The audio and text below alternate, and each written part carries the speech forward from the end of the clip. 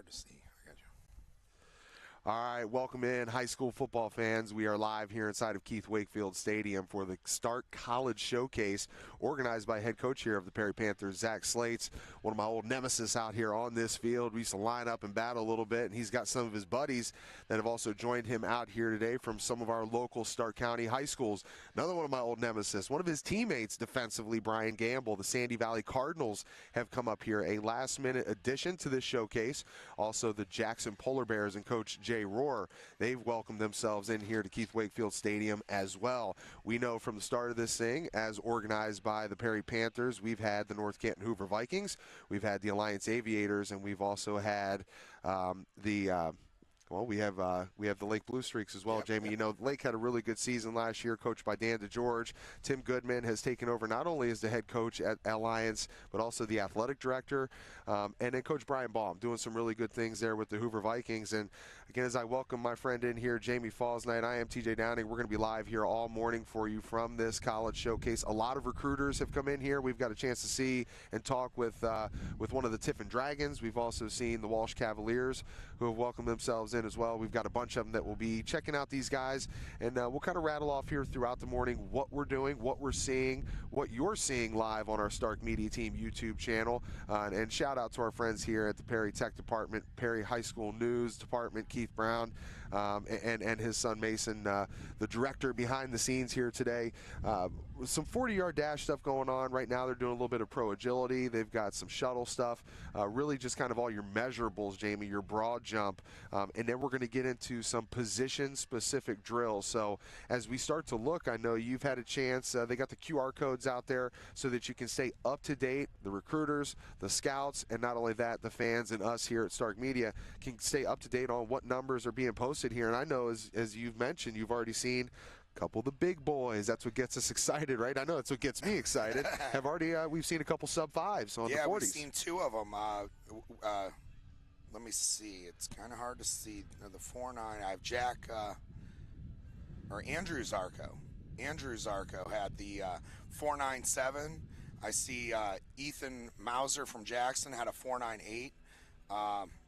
And then I saw, let's see, one more. Zach Ferguson had a 4.95. So there's three kids. And that's another Jackson kid. Two Jackson kids and a North Canton kid with sub 540s, which that's you're putting your name out there. You start doing stuff like that. Jamie, one of the things that kind of stuck out to us, now we had a chance to talk to one of our good friends. Gino Millen had his son Max Millen with him, who was a great offensive lineman and wrestler here. I mean, we know the Millen name is synonymous with Perry High School, but Mike Millen, a guy that we got a chance to see wrestle when we were here doing the live duel that they had with eventual Division II state champion St. Paris Graham. The Perry Panthers would get the better of them that day inside of the auxiliary gym over here. Pretty cool little deal, though, to see Mike Millen out here working out, because as we know, he got injured towards the end of wrestling season, but now he's back ready to go. And last year, to me, he, just as a young kid out there on the field running inside of that wing T offense, was one of the better offensive linemen around the county. Well, I'll tell you what, he just ran a 5.14 or 5.16. He ran 5.16. He ran it twice consecutively, so he's consistent with that. And I'll tell you what, that's not a bad 40 time for a high school running back. And if you're running that wing T, you got to be able to come down the line and pull and pick up defensive ends and all that stuff. So you got to have a quick guard and tackles at that wing T.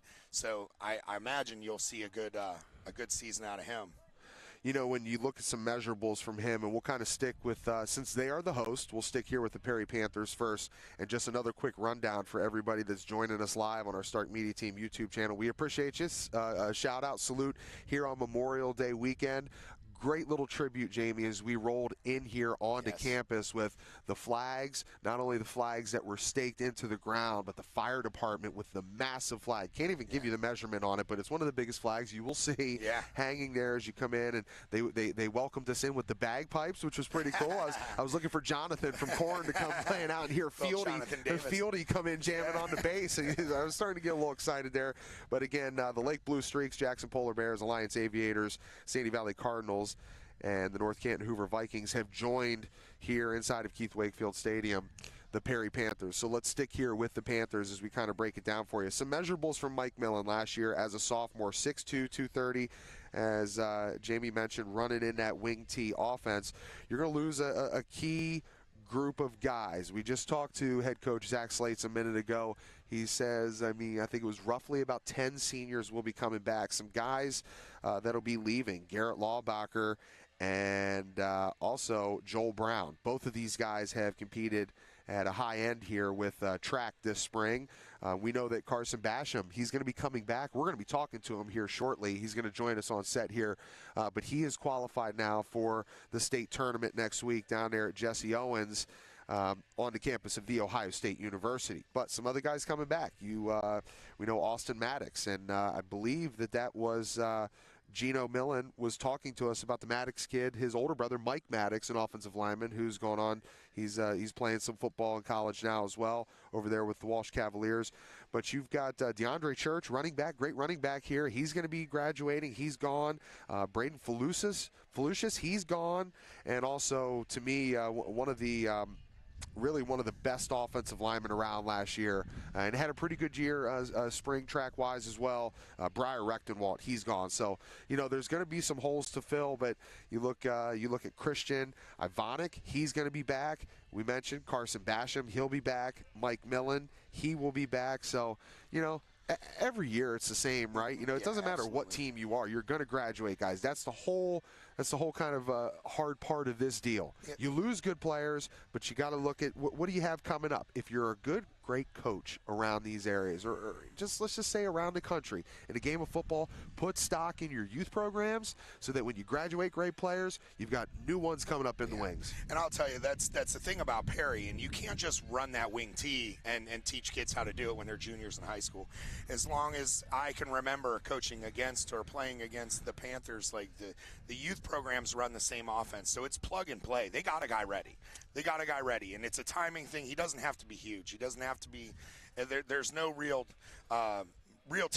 tangibles that they're looking for other than he understands the timing of their offense. Because if they understand the timing of that wing T, they're dangerous. No matter who they lose, they're always going to be a hard team to battle because the timing of that offense is so difficult for offenses and the misdirection. So as long as they have kids that understand the timing, they can use them as the decoys and things like that, and they can come at you. It's a hard-nosed brand of football, which we all know that there's no shortage of hard-nosed kids in Massillon Perry. All right, so the Perry Panthers, we will again get a chance to talk to Carson Basham. We'll also talk to head coach Zach Slates, who put this deal together. And before we jump over to our next team, we want to give a special shout out to all of our sponsors here at Stark Media. It all really starts with our great partners at Hilsher Clark Electric Company and the Eagles FOE 190 in downtown Massillon. Also, C.H. Vallis & Associates, Simon Says Promotions, Kishman's Fresh Market, McNeil & Sons Tree Service, Leatherneck Nation MC, Spirit of Stark, FinallyHereOhio.com, Miracle Motors 42, Corey Golf and Event Center, Red Door Apparel and Clothier, Lindsay's Pizza, H&H Truck Parts.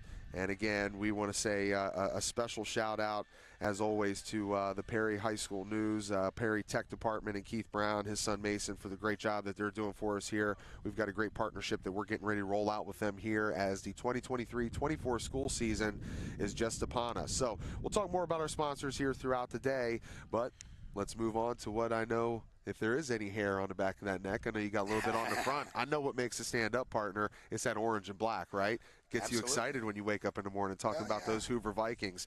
Coach Brian Baum, and let's also mention here, too, we're very fortunate here in Stark County that phenomenal football, and that's why I think this is one of the great things, and you even mentioned it, Jamie, as we walked in, that this is something that if this was back in your day or back in my day, we'd have been all over something like this, right?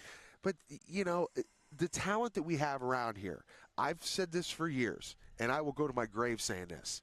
I will put Stark County and Northeast Ohio football up against anybody, anytime, any day. I'll stand right next to you and argue that. And the thing that I love about it, and you said it, is Stark County football, but, when you go out to Texas and you hear all those stories, those guys are driving an hour and a half to each game. They're not going from Massillon to Lake to have a war like that where it's like a 20-minute drive down the road. Every one of these teams are in close proximity. There's still a lot of community pride in these teams and these in these games, and maybe not every like little mom and pop shop shuts down on Friday night, but I'll tell you right now, everybody cares who won that game. You know, it's a really cool community here in Starr County, and there's never a shortage of top tier talent coming out of this area. All right, so Coach Brian Baum, again, as we get ready to talk about the Hoover Vikings, and my next point coming on top of that talent around here, we're fortunate that a lot of these teams that we're seeing out here, I believe the Sandy Valley Cardinals, maybe the only ones from last year. The year before that, they qualified for the state playoffs. All of these teams in front of us here qualified for the state playoffs last year. Some great runs. The longest one out of all, or the deepest one out of all of the schools in attendance here today, were the Lake Blue Streaks. They would make it all the way into the regionals, where they would fall to the Massillon Tigers up at Parma Byers Field. When we look at the Hoover Vikings, we'll stick with our wrestling theme, since I got my wrestling guy over here next to me, man. You're starting to become an aficionado in all areas of sports and Stark media guest appearances here. But A.J. Dolph, he's kind of one that sticks out to me, man. You know, I understand the relation to wrestling and football down in the trenches. But what do you kind of expect from A.J. Dolph coming out of that secondary, and even with, I believe they're going to graduate their running back, Luke Roach. Yep, Luke Roach is going to be gone. Was a first-team All-Federal League guy. A.J. Dolph is a guy that could probably carry the rock as well, right? He had some carries last year. A.J. is an incredible athlete with great size. He runs like a deer, and he's a hard-nosed kid. You talk about the trenches. One of the things that wrestling does, for a football player is, the football game moves very slow to a wrestler out there. So the recovery time is way more than needed, so they don't really get tired out there. So that's a cool thing, It is different muscles and different things like that, but the tanks are just different for the wrestlers out there on the football field. That's why in Starr County, that you see a lot of them that are tough football players, and the preparation is just different for those guys. But I do look to see like a kid like A.J. Dolph to have a big season this year, as long as he can stay healthy. He's actually walking towards us and just pointed over at me right here. Looks like he doesn't have his cleats on today. I think he might be still resting that foot injury he had a few months back. There we go. We'll bring him over. We'll bring him over. We got him, man. We're going to get this guy on here. So we'll wait until we get AJ on the headset here to kind of break down the Hoover Vikings with us. Hop on in here, my man. What's up, brother? What's up? How you doing? Right on cue, AJ. We were actually talking about you right when we made eye contact. Really? Yeah. So as we started to kind of break down some of the teams that are here, we talked about the Perry Panthers first, and then as we kind of dug into your Hoover Vikings, yeah. You were one of the guys that kind of stuck out to me, because we're looking at guys that are going to be returning. So I know that Hudson Lint's going to graduate. Bradley Cormanack, who I believe was probably your best offensive lineman last year, he's going to graduate. You're going to lose a stud who not only at linebacker but kind of in that H-back position when you guys got on the goal line, Luke Regualo. He's going to be gone. Weston Riesinger is going to be gone. Jack McKelly, what a stud was he for you guys. Yep. And so you look at a core group of guys coming back for you, yourself, Carson Derlin, Zach Brocker, Bryce Roach, who I thought played great coming off the edge. Oh, yeah. And even Jamie, you just talked about young Zyarko, Drew Zyarko. And then we know that we're hoping that we're going to be able to see Brady Sullivan out there as well. I don't know where Cooper Westfall kind of stands right now, but I'm going to tell you right now, buddy, I know the rivalry that sits between you guys and the Jackson Polar Bears. I don't know if there's been any chirping going on out there yet. Not that I've noticed. Might have to start it. When one of the cool things for me last year, impressive things that always kind of stick out to me, was when Luke Roach went down and Cooper Westfall started carrying that rock over there at Jackson. He was really kind of the key and kind of led you guys to that victory. Yeah, that was huge. We had a veteran just go down, and Cooper stepped right up. Took the spot. Who are some guys here that we may not know about locally, people may not know about, that you've kind of seen? I know it's kind of different for you because you've had to transition from, while some of these guys have been in the weight room, you've been out there on the wrestling mat doing your thing. Yeah. Who are some guys that have kind of stepped to the forefront that in the back of your ear you're hearing like, these are going to be guys that didn't play last year, may have been a JV guy, but they're going to contribute? Isaiah Barker. He's grown a lot. He's gotten way more athletic. he's been training a lot. He's been working his butt off. He's in our grade. He played JV last year, but I think he can really make a big impact this year. He's here today? Okay, yeah. I thought I saw him. Yeah. Well, I'll tell you this in regards to the Vikings. You know, I think it'll be a young team again. I think that, but I think that the young guys that are going to play, the AJ Dolphs, the Zach Brockers, the Zarkos, not only are they all tough kids that are ready, they're all second-generation guys in North Canton. It is a neat class or group of kids in this football program. They're all representing the North Canton name, for the second generation. And I don't think that we're going to be a real senior-heavy team this year, but I don't think that that's something that's going to slow us down. No, not at all. We're going to have a lot of young guys step up. We're going to have juniors step up, sophomores step up. And a lot of sophomores played last year. Yeah. We had at least 5 sophomore starters, and then the sophomore class this year is tough too. Yeah, so I've heard a lot of good things about that. Yeah, group. We'll have a couple sophomores starting probably. So we'll be a young team, but that doesn't matter. Yeah. Hey, man, listen, you can play football. It doesn't matter if you're a freshman, sophomore, junior, man. If you can line up and handle your business and get it done, that's all we really care about, right? Yep. I mentioned to Jamie before you jumped on with us that, for me it was impressive to watch what you did, playing in the secondary last year. But do you expect to get more carries this year? Yeah.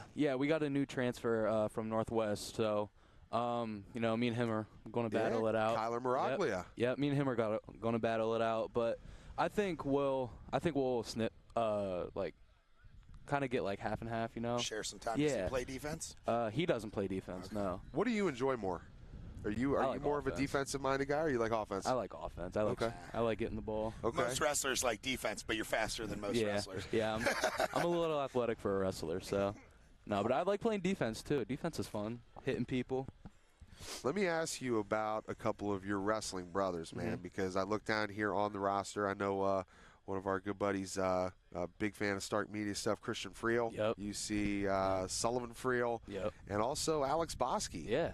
Are these 3 guys that you're expecting to contribute and really play an impact role? I think so. I think especially Christian could. He's been working his butt off, man. He's been doing great. He's gotten bigger, too. Oh, yeah, he's gotten way bigger. I think he can, if he really believes he can do something for our team, he definitely can. Christian's a guy you just need to tell him to shut your brain off, go out there and be an athlete. Exactly. Don't think about anything. He thinks too much. And really in any sport, that can kind of hinder you, right? Yeah. Absolutely. Like, don't overthink it. Just get out here and play. Yeah. And Christian's good. He can shut his brain off. I've seen it before. Yeah. Yeah. All right, so let's switch over to a guy that's in the back half of the defense with you, but one of our lacrosse brothers, Mitch Gregory. Mitch Gregory. Talk about Mitch and what he brings to the table for you guys. He was a solid corner last year. Covered well. He was smart, and he just made some good plays. He made some big plays for us. Not shy of contact. No. He'll come up and hit you. No, he's a little ankle biter, Doesn't matter if you're 6'5", if you're 5'5", he's gonna get you down somehow. Yeah, him and Sean Cavanaugh really kind of led that team, the lacrosse team, a great lacrosse program. Mitch's dad running that deal over there. Yeah. They've had a ton of success, and really the one thing that I've noticed is lacrosse. I guess you can kind of call it the Karen effect, right? The moms that don't want their kids playing football because they think it's too dangerous. They're like, hey, go out there and play lacrosse, right? Yeah. And I'm like, okay, I start learning more about lacrosse. I'm like, these dudes are running across the middle, whacking each other with sticks, like barely with any layer of pads on. I'm thinking, this is way more dangerous to me than football. I mean, dudes come to school with bruises the size of baseballs. Yeah. Like, it's crazy.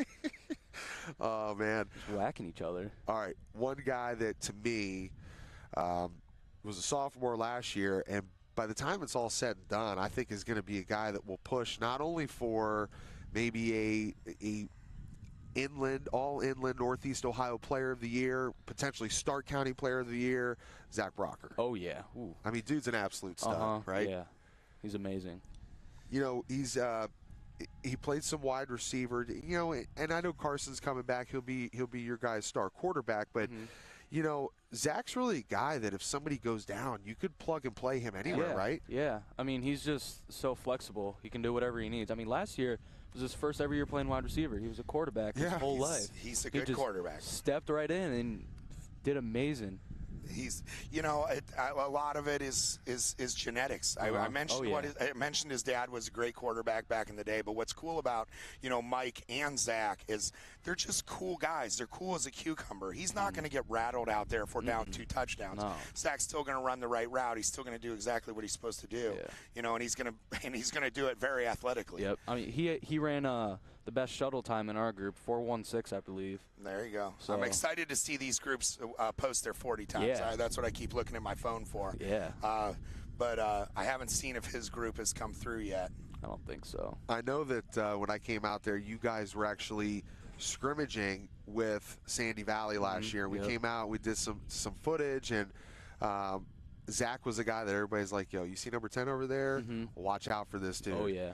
Right, and then so how about let's chop it up a little bit about our guy Mason Ashby, man, the speedster. Oh yeah. I know he kind of flossed on Jamie a little bit there. He's like, hey, what do you think your 40 is going to be? And he dropped the 4.5. He's talking 4.5. I'm thinking, wow, okay. I wouldn't be surprised at all. He's thickening up, man. It's good to see it. He's not like a little paper clip with a helmet on out there. And he's a good kid too. Dad's awesome. a North Can guy, and I'll tell you, there might not be a more jitterbug Federal League kid where if he catches the ball in open field, he's a guy you're not going to put big hits on. He's just he finds the end zone. He has since he was in 3rd grade. So like the perfect little safety valve for Carson. Yep. You put him in that slot. Put him in a position where, hey, if you can just get the ball into his hands quickly and just let him make that quick little move. One move and he's gone. Oh yeah.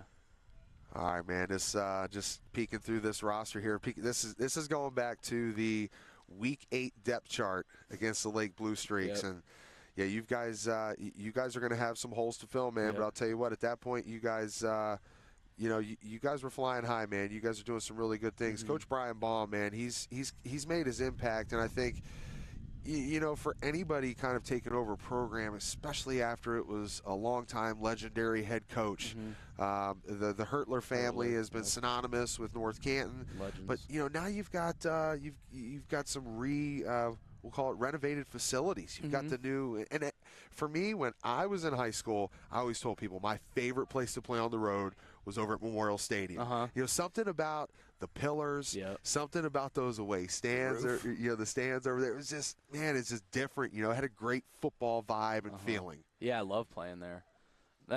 Playing at home is just the best feeling ever. The crowd's roaring, especially last year, that first game against Bookdale. The kickoff, I was just looking. I was like, holy crap. Like, this is insane. And it's just the best feeling running out of that helmet. Yeah, I agree. Going through that banner, nothing like it. Well, man, it's a beautiful day here for high school football, and I think it's a pretty cool deal now that we've got not only has OSHA changed things to where, you can have spring football, but, for the coaches to get together and say, okay, listen, we're going to have practice time. We're going to have our own one-on-one time with our guys, but let's put something like this together. I know that they did something over at the Hall of Fame Village. You had 2 local teams, McKinley and Glen Oak, which they also featured Akron East and Ursuline, but to have local 6 Stark County programs all here today, all performing, guys that know that, hey, man, this is a chance for me to show somebody that how rare it is, whatever you decide to do to post high school. I would imagine it's probably going to have something to do with wrestling, but, nobody's guaranteed extra snaps. Many dudes, it's like, hey, that last snap in high school football is going to be the last time they'll ever strap the pads on again. This has given guys an opportunity that may have thought that at one point, an extra chance to say, you know what, maybe I can go and play D3 football. Maybe I can play D2 football or NAIA football. This is a great opportunity for a bunch of guys that, besides this, aren't getting recruited at all. Yeah. They're not getting looked at by any colleges, and this is a great opportunity to showcase their skills. Yeah, this is definitely very neat. I'm super excited to be a part of something like this. I just wish I would be able to compete. Me too. So how's the foot? Is that where we're at? It's a little better. It's not where I want it to be. It's not perfect, but we're definitely making improvements. Better to be not perfect now and be ready then. So. Yep. We're saving it. We're saving it. There you go. All right, man. Well, hey, listen, we're going to let you get back to kind of checking out some of your boys out here and make sure that you let your dad know, I will. The legend, Brian Dolph. Let him know that we're always talking about him, thinking about him. And I know that we even kind of chewed on his ear a little bit during wrestling season last year. We said, man, we're going to get you on the microphone here eventually. We got him. We got him over at Top Gun. Yeah. Oh, really? Well, we're going to get more of a feature. I think we need more of a Brian Dolph feature at Stark Media. I'll talk to him about it. That would be legendary, man. You tell him. Say, listen, man, they're talking about throwing around some NIL money over here, man. we need that Brian Dolph featured segment each week. All right, man. H.A. Dolph joining us here on set. Thank you, brother. Appreciate it, man. Get healthy, man. Looking forward to see you here in the fall coming up. Thank you. All right, well, I think we might be able to take a little bit of a break here for a second. We'll kind of reload, regather, maybe hear a word from our sponsors, and then we're going to look to bring on one of these great head coaches that are out here. Just again, we'll rattle off who all here in attendance. We've got Dan DeGeorge from the Lake Blue Streaks. We've got Jay Rohr from the Jackson Polar Bears. Tim Goodman from the Alliance Aviators. Brian Gamble from Sandy Valley. Zach Slates, again, orchestrating this thing here inside of Wakefield Stadium. His longtime legendary head coach, and now he is, we'll call him, as I teased him last year, you are now the young grasshopper taking over. And it was cool to see when they had their scrimmage that I came out to, and I believe it was kind of like roughly like a week after Sandy Valley and Hoover scrimmage. I came out here, and Dover came in to scrimmage Perry. And Coach Wakefield is now the D coordinator down there at Dover. And so he walks out, and Zach's walking out with him. We're back right over there in the corner, and I'm kind of walking from behind. I'm like, this is like Ninja Turtles, man. This is like Leonardo and like Master Splinter, right? You know, like learning from the Godfather, you know. So Zach's done a great job. We're going to talk to him. Brian Baum from North Canton Hoover, as you mentioned. We just heard from A.J. Dolph. All of these guys in attendance, 6 of our great Stark County high school programs right here inside of Keith Wakefield Stadium on the campus of Perry High School. So we're going to shut down here for just a second, maybe hear a word from our sponsors, get you to catch a little bit of the action out here on the field. All the drills going on. These guys are performing for the Scouts. Jamie Fausnight, TJ Downing. We'll be back here in just a second for you.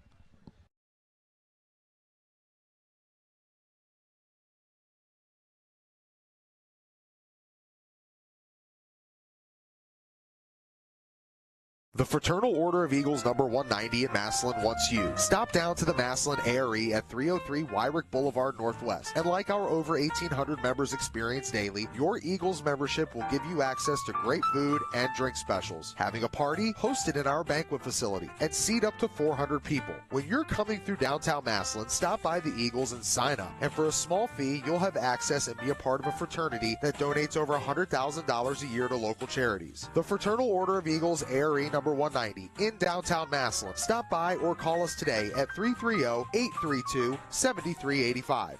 You came to Stark Media for the best? Well, now you got it. Check out Lindsay's Pizza on 2827 Whipple Avenue Northwest inside of the Hillsdale Shopping Center. The preferred post-game pizza of the Stark Media team is open until 11 p.m., and it has all the essentials for game day. Pizza, chicken, salads, and sandwiches are just a click away at lindsayspizza.com. But you should trust the former Ohio State All-American and just call them right now at 330-477-3800. 477-3800. This is TJ Downing for Lindsay's Pizza, and I approve this message. Chris McCready's and his team at Finally Hear Hearing Aid Center in Canton offer up over 30 years of experience for their customers who are hearing impaired. Head over to their website at finallyhearohio.com and schedule your free hearing aid test and evaluation today. They're a best of the best award-winning company that prides themselves on customer service. Stop down and see them at 1201 30th Street Northwest or contact them at 492-1212 for an appointment. And thank you for sponsoring Stark Media's finallyhearohio.com Player of the Game. The leader in quality drivetrain components, H&H Truck Parts is a name you can trust. Located in Valley View, Ohio at 5500 South Cloverleaf Parkway, H&H can handle all your heavy-duty truck needs. Come in and exchange your transmission, differential, or power steering gearbox. But that's not all. H&H is equipped to handle all your parts needs. Permco pumps, Muncie PTOs, Neapco U-joints, Spicer yokes, new Eaton clutches, and more. Let the professionals at H&H Truck Parts handle your transmission or differential installation in one of their 6 service bays. Special specializing in drivetrain repairs, stop by and have your drive shaft balanced, flywheel resurfaced, or your clutch installed alongside the best transmissions and differentials on the road. You know why they're the best? Because H&H is Ohio's largest purchaser of Eaton Fuller parts. Need a blower or a pump? H&H distributes Paragon and Permco brands. Names you can trust with your livelihood on the road. Call H&H Truck Parts today for the leader in heavy-duty truck parts and service. Call locally at 216-642-4540. Toll free at 800-601-4540 or check them out online at hhtruckparts.com. Power outages can happen at any time, without warning, and can leave your home powerless for days. Hilscher Clark has partnered with Generac to bring you the #1 selling home standby generator brand, engineered and built in the USA since 1959. With a home standby generator, your home will never lose power again. Generac generators activate automatically in the event of any power loss and restore power to your home within seconds. Don't leave your home unprotected. Trust only the best. Hilscher Clark's residential division are experts in their profession and go above and beyond to provide you with quality, efficient service at a fair price. Starting with the estimate, they keep you informed regarding status and completion of your projects. They also give you shorter arrival windows and send you email and text confirmations of your scheduled service appointment, as well as notifications when their electricians are on their way to your home. Hilscher Clark's Google reviews speak for themselves, with more than 270 reviews and 4.9 stars. And if you've just recently purchased an electric vehicle but don't want to rely on public chargers to keep your battery full, Hilscher Clark has all the juice you can handle for your home vehicle charging needs. Hilscher Clark is a certified Q Merit Solutions partner, making them market leaders in electrification and recommended by local dealerships. Visit them online at www.hilscher-clark.com. That's HILSCHER-CLARKE.com. Or stop down and see them at 519 4th Street Northwest in downtown Canton. Or contact Hilscher Clark today at 330-452-9806. That's 330-452-9806. Remember, it's your home, it's our family. Trust only the best. Hilscher Clark Electric Company. McNeil & Sons Tree Service serves the greater Northeast Ohio area by keeping your property clear all year round. Do you have trees that have stretched too close to your home? A rotted tree that has to go? Or perhaps even storm damage? No job is too big or small for McNeil & Sons. We specialize in large tree removal, storm damage, stump grinding, land clearing, and more. McNeil & Sons Tree Service is fully licensed and insured, so contact us today at 330-606-1126 for all your tree care needs. Or visit us online at mcneiltree.com to schedule your free quote. The professionals at McNeil & Sons can inform you of your tree health and give you a risk assessment to keep your family protected. So call today, 330-606-1126. McNeil & Sons Tree Service, a company you can depend on with family you can trust.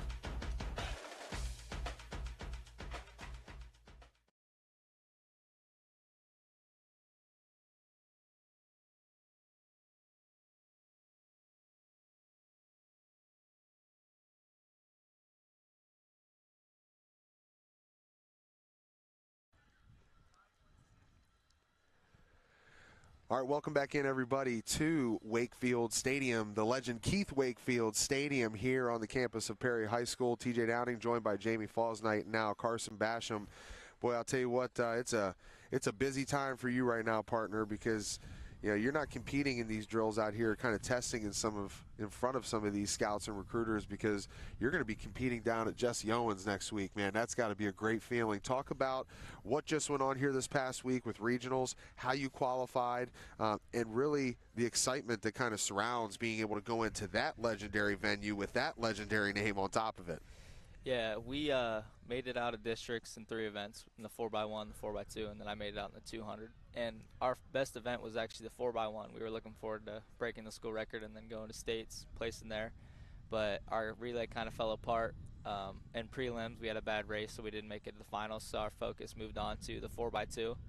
And we knew we could make it out, but it was going to be close. So we ended up running against Solon, and Solon was in lane 3. We were in lane 2. So if we beat Solon, we knew we were going to make it in, and I was the last leg, and my team gave me a great position to go finish the race, and we ended up placing 3rd, making it out. And then in the Open 2, I knew I was going in place 4th in the finals, and then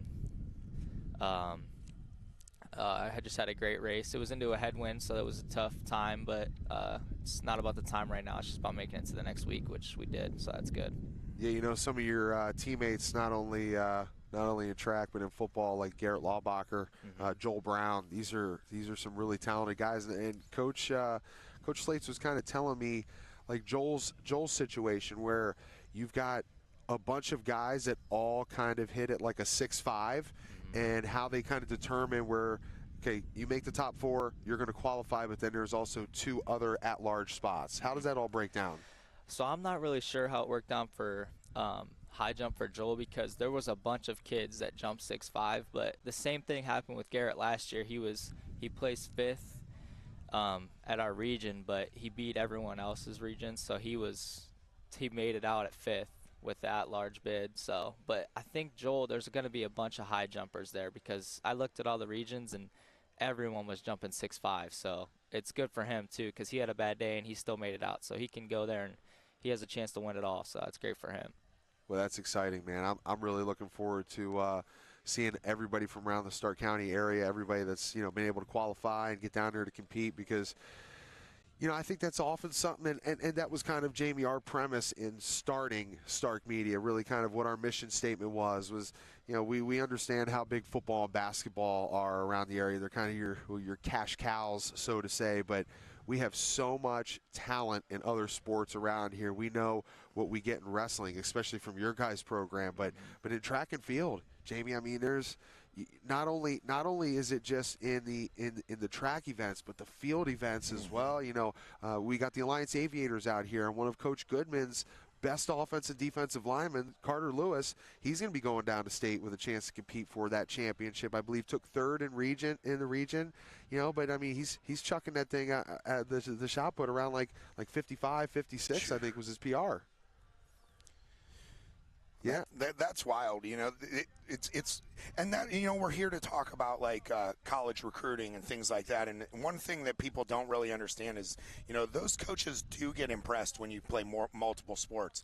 It's not so much they want to see you sell out on one sport when you're in 6th grade until you graduate. They're impressed by those things. It says a lot that you're sitting here with us and not running a 40 because you have bigger fish to fry. Like, you got the best 40 time because of that. You know, that you're there's an asterisk next to your name because you're not competing, because you're competing, you know, for a state title, you know, and that's something that's appreciated and not looked down on. And a lot of moms and dads at home don't get that when you are looking to move on to the next level, no matter what sport you decide. You know, what do you think is your first choice if you're going to compete at the next level? I'm not really sure yet, but if I had to choose right now, it would probably be track, but I still have a whole another year to decide, and I could have a great season for football. So I don't know. I mean, if I have the opportunity to play both football and track, then I would love to do that, but I don't know. So if you were out there, ballpark me a 40 time. I'm hoping sub 4.5. Ooh, there we go. Know. That's moving, brother. Yeah. That's moving, brother. That's fast. I need a moped for that. That's awesome. Yeah. What is your do you play offense and defense? Yeah, I played quarterback my sophomore year, and then Austin Maddox came up, and we knew he was a great quarterback, so I moved to running back and slot receiver, and then I played a little bit of free safety last year. So, what's your favorite thing on the football field? Oh, I love running the ball. Running the ball it's like no other. It's the best feeling. So we'll talk a little bit about last season. We'll talk about some of the guys returning, and obviously, you know, you guys were able to qualify for the playoffs. I know playing your next door neighbor, it didn't end the way you guys wanted to, but you finished with 17 carries, 59 yards. You know, Garrett Laubacher was able to get into the end zone there on a long 67-yard run, and really for Austin, you know, not the day he would have wanted to have. I know you guys don't throw it a whole lot out of the wing tee, but he went 2 for 10. The 2 interceptions hurt, but you know, Austin and you, and really describe for us how it works out of the wing tee. Jamie mentioned it when we kind of ran our first segment here and got things started about, you know, the youth program. You know, you go down there, you're playing ball down there at Richville, and it's like, hey, you're learning that wing tee there so that by the time you get here, you guys run it like clockwork, man. It's not the easiest thing to do, but you guys run it to perfection, better than probably anybody in the state of Ohio. you and Austin working off of each other in that, and there's so many different backfield action things going on. He was able to carry it 16 times for 72 yards as well. So, what do you expect this year? And even understanding that Ivanic's going to be back too. He ran the ball well and effectively for you guys last year. Yep. For sure, Maddox is going to have a great season. He's a sophomore last year, and he threw the ball well, and he's only gotten better. I've seen him throw. We still get together, obviously, but Ivanic as well. He had some injuries last year, but he's going to only get better. And then same thing with Ryder Hartshorn. I mean, he's huge, he's fast, so wow. I'm looking forward to seeing him and hopefully everyone can stay healthy this year, and it'll be pretty scary, our backfield, which is good. Listen, Jamie, let me tell you what was scary. We've talked about the duel that we were over here to bring to you guys live on our Stark Media Team YouTube channel. That was St. Paris Graham and the Perry Panthers. And when I saw Ryder come out in a singlet, and I'm like, wait a second, this is not a high school dude. No, he's not. I can't imagine like he's chiseled from granite. I can't imagine he's a bad football player, but if he was, he would get off the bus first. That's for sure. That's for sure. That dude is a man. Oh my gosh, man. I mean, one of the things that we're not doing out here today are some of the weight room measurables, but I got to think that he's pushing 225 a good 25 to 30 times. Yeah, it's pretty scary. When he gets in the weight room and he gets under the bar, I'll be spotting him sometimes, and I'm like, it's just there for emotional support. Go ahead. I think he could do 225 for 30, 33. Probably, it's crazy. It's like a feather to him. He just repping it out like it's nothing. It's awesome. It's awesome to watch. That's like, that kind of hurts my feelings right now because like my combine day when I was testing for the NFL, I did 225 33 times. So the fact that a high school kid is doing it 33 times, I'm like, where did this kid come from? Like Planet Mars or something? Yeah. It's awesome to watch, and it's awesome that he's on my side of the field. So I love to have him on my team. Oh, any day of the week, man. Okay, so for me, it's O-line, D-line stuff. So let's talk a little bit about that. You guys are graduating to me what I thought was one of the better offensive linemen, not only in Stark County but Northeast Ohio, Briar Rechtenwald. We know that Mike Millen's going to be coming back. We got a chance to see him. Who are some other guys that are going to be your horses in front of you? Yeah, so obviously Mikey, he's coming back, which is great. I mean, it'll be his third year, so that's really good. And then we have Carson Gidcombe. He's a returnee. He played as a sophomore last year. And then we have Terry Brady. He started last year. He tore his ACL in the offseason, but he's rehabbing back. He's doing good. And then we have Landon Ristoff. He'll be a junior. He's got some good size to him. He wrestled. He's good. And then we have a couple sophomores that are going to have to step up, which is fine. They got some size to them, and I like their attitude and everything, so I think they'll help us out on the line for sure. Well, not to interrupt you, but when you talk about the wing T, the first thing that comes to your mind is the misdirection of the backfield. But when you really look at how those linemen have to be able to pull down the line, and you have multiple guys pulling on a lot of different plays, so you have to have athletic guys. They don't even have to be big and super strong. They just have to get to their spot on time, or the whole thing falls apart. That's why it's so important that they teach this as little kids coming up through. Almost any other offense, you can kind of teach them. The timing is not the same of what you need all 11 guys to do as you have to do in that wing T, which is what makes it so effective. Yeah, for sure. I think Ristoff could probably be a problem for some guys on the defensive line, right? I mean, he's, knowing how to use leverage, knowing how to use his hands. I don't know where the plan is to line him up, but I would imagine if you put him at like a defensive end spot, he could create some fits for some offensive tackles. Yeah, he could. He's quick, too. He's athletic. He is. Any chance you're going to recruit Aiden Faulkner to come out and play?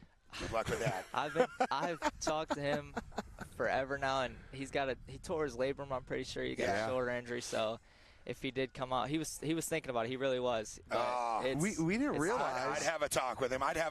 For you. Yeah. Aiden's my boy. I would love to see him on the football. Well, we didn't realize we had a chance to chop it up with him at the Stark County Wrestling Banquet, and he comes in here. He's in a sling. He's like, "Oh yeah, I did this back in January." We're like, "Okay, let's do the math here." And we're like, "Oh my God, you won a state title after having this for 2 months. Like, dude, you're an animal." Yeah. Well, that's pretty exciting, man. I think there's some good things on the horizon for you guys. I'm excited to see kind of, what you guys are able to put into place. I know last year for him, for Coach Slates, who's rolling the bucket of footballs, they don't let us touch the footballs too much, but back in our day, the offensive lineman, I was talking about his feet pulling out of that wing tee. It was scary. And he said 320. Before you say his 40 generous. time, He was like 330. Before you say his 40 time, I want him to guess what he told us what his fastest 40 time was. Do you have an idea? 320 pounds. Coach Slates? Yeah, 320 pounds. I've heard that he could almost dunk a basketball back in his prime. So I'd have to guess 499. That's pretty close. What was Said he dropped a 4.8. 4.8? No, yeah. I don't believe it.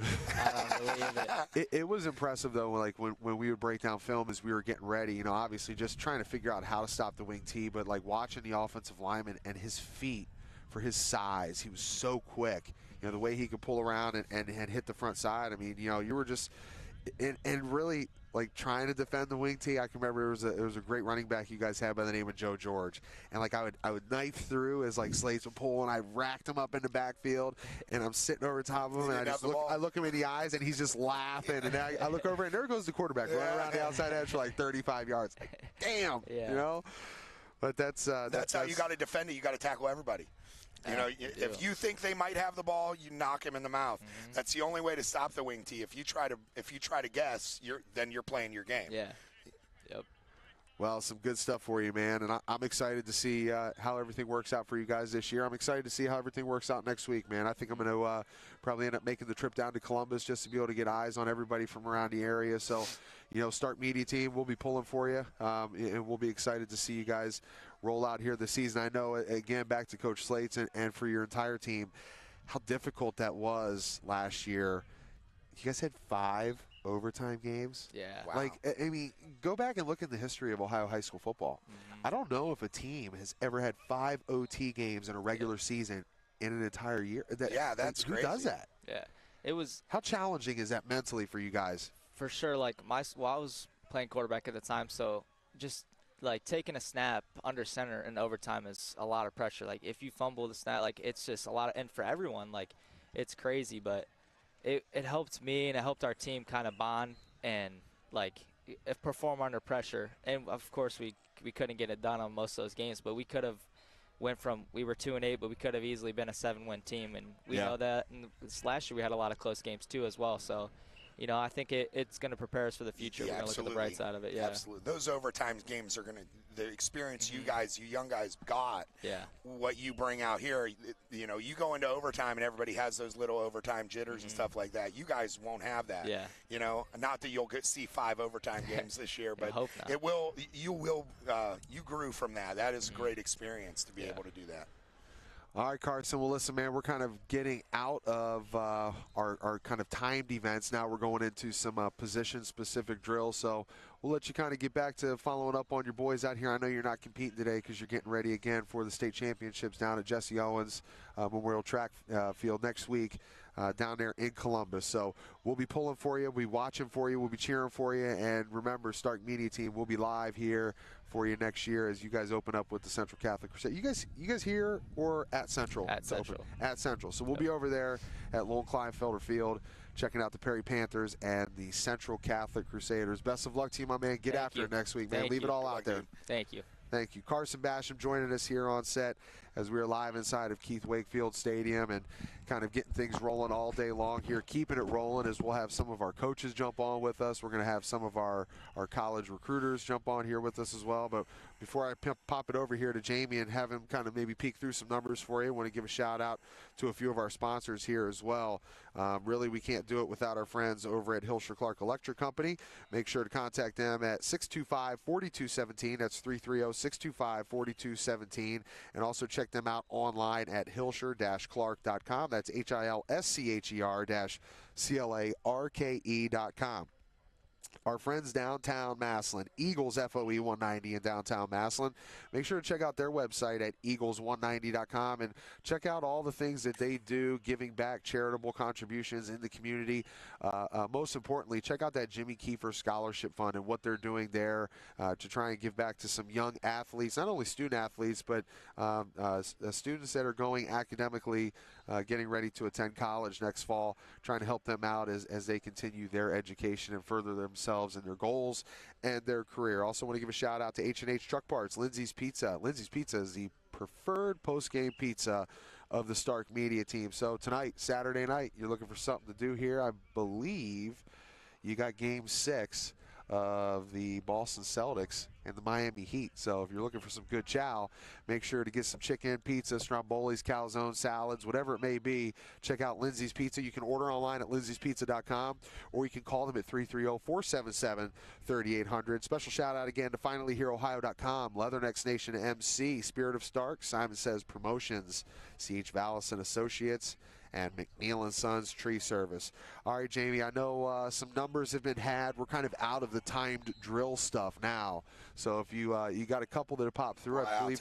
Did we get a Mason Ashby clock time? I haven't yet. There's the quarterbacks and wide receivers ran in 2 groups, and I'm looking at Group 2 right now.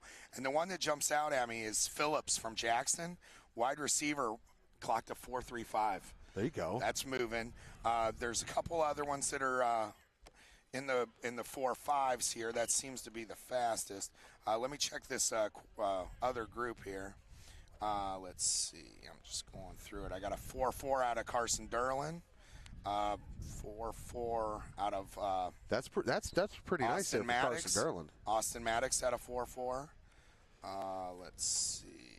I got a Jamal Phillips, sport number 41 last year, was only a sophomore. So you got a guy that's dropping 4.3 type stuff coming back as a junior wide receiver for Coach Jay Rohr, and he's going to have a really nice young quarterback who will be coming back as well. Was just a freshman last year, took over that starting position, Lucas Eckerman. That's going to be a nice little weapon for him to throw to. Field stretcher for sure. Hey, I'll tell you what. Nathan Baker from Lake, receiver, 5'11", 169, 4.2. You post a 4.2 at something like this, your name's out there. Nathan's another track guy. Let's see. That's the fastest one I've seen so far. Got a 4.4 out of Greer from Sandy Valley. Let's see. Those are the fastest ones. Mason Ashby with a 4.7. You know, maybe he's put on some weight. I think he might have got into his head a little bit, partner. Maybe I did. Got another 4.2 here. Ellis Alston from Jackson, a 4.2. Wow, there's some fast dudes out here today. Oh wait. Mason Ashby. I saw the wrong one. Yeah, that doesn't make sense. Mason Ashby, he put a 4.31 out there. Sorry about that. The guy right below him was a 4.7. I apologize. I'm sure Brian Ashby's heart just sunk right there because I got his time wrong. There's a significant difference there. All right, we're joined now by Fred Thomas, and I could rattle off all the spots he's been, man, but I know that he may or may not remember a guy that he had to coach against sitting to the right of him, Jamie Fausnight, when he was lining up at defensive line for the Hoover Vikings back when Coach was rocking with the Golden Eagles over there at Glen Oak. Coach, man. That 5'3", bring him from everywhere. Yes, sir.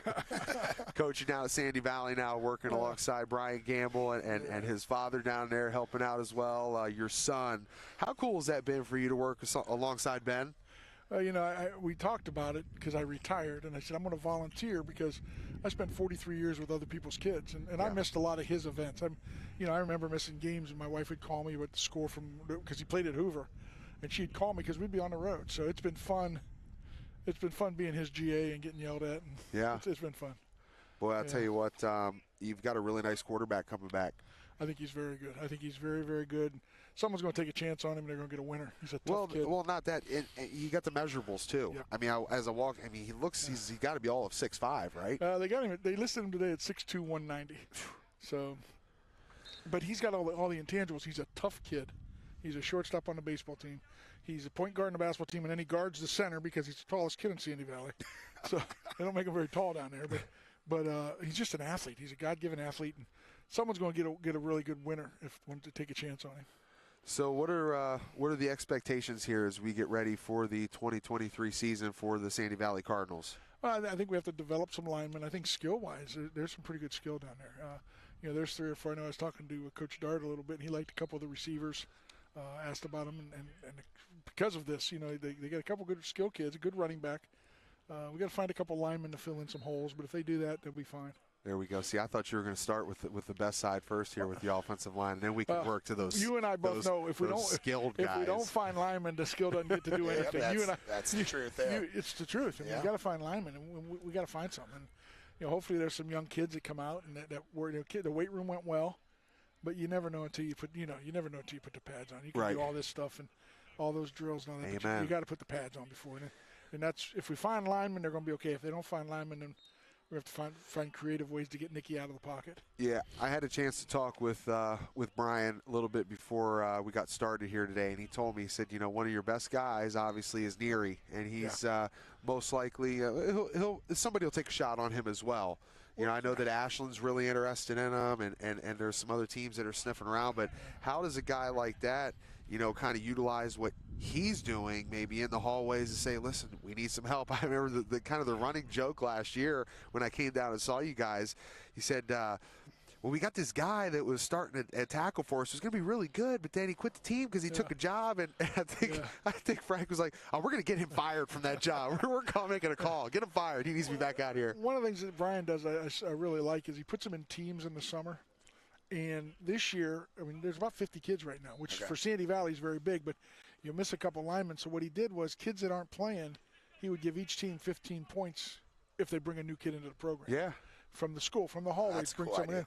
So if you get, you get 2 or 3 kids, you're going to win. They get a dinner, they get a belt, they get all kinds of goodies, shirts, and stuff. What a great idea. So we decided, Brian decided, let's 15 points. We'll add to your total if you bring a new kid into the program, and it's worked out so well. So far, I got 1 new kid this week, so that was good. It's a great idea. Yeah. Coach, one of the toughest things I'm sure that you ever had to deal with throughout your coaching career was when the program over there at Malone was dissolved, right? Do you see a situation in the future where the program comes back? How does that all work? And I know it's a tough thing that happened, and it's probably tough to even talk about because you guys were doing good things, and all of a sudden you got a guy from that team who's catching touchdown passes in the NFL, and he's making $2.9 million. Come on now, that's a lot of money. Do you think it gets to a point one day where I know that Akron had shut down their baseball program at one time, and then they brought it back. Do you see something like that in the future? Well, they have a new president who was there when the program was dissolved, so hopefully they can. I think it would add to enrollment. I know their enrollment's struggling a little bit, but we were bringing in 125 kids, so that you add that to your enrollment, and at $40-some thousand a piece, and it's a pretty good chunk of change. Yeah. So I don't know if it ever happened there again at Malone. I don't know. I know they started lacrosse. There's some great people there, but I just don't know if it ever happened again at Malone. I think, and that was a tough situation for the kids. It was really, for us old guys. I was retired at that time, so it wasn't a tough one. But my coaches. Even Devin Jordan. It's like, he's starting his career off, and all of a sudden the program dissolves. And now he's done all right bouncing back because he's kind of right underneath Brian Hartline down there at Ohio State now. They're very close, as you know. But we most of the coaches that wanted to coach fell on their feet. Eric Baumgartner's down at Old Dominion. Great place to be. I feel bad for Dustin Miller because he got a coaching job, and then he decided his wife was here, had a stable job, so he's selling now, doing some sales work. 2 of them got out. One's down at New Philly. Jason Scabone at Bones is down at New Philly as the offensive coordinator. Very happy.